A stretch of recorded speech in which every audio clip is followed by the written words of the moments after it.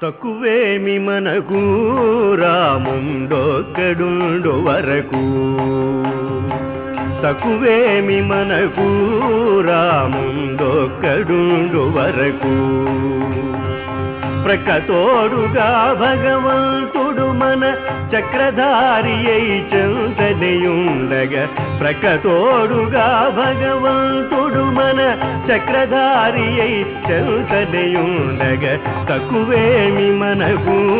రాముండొక్కడుండు వరకు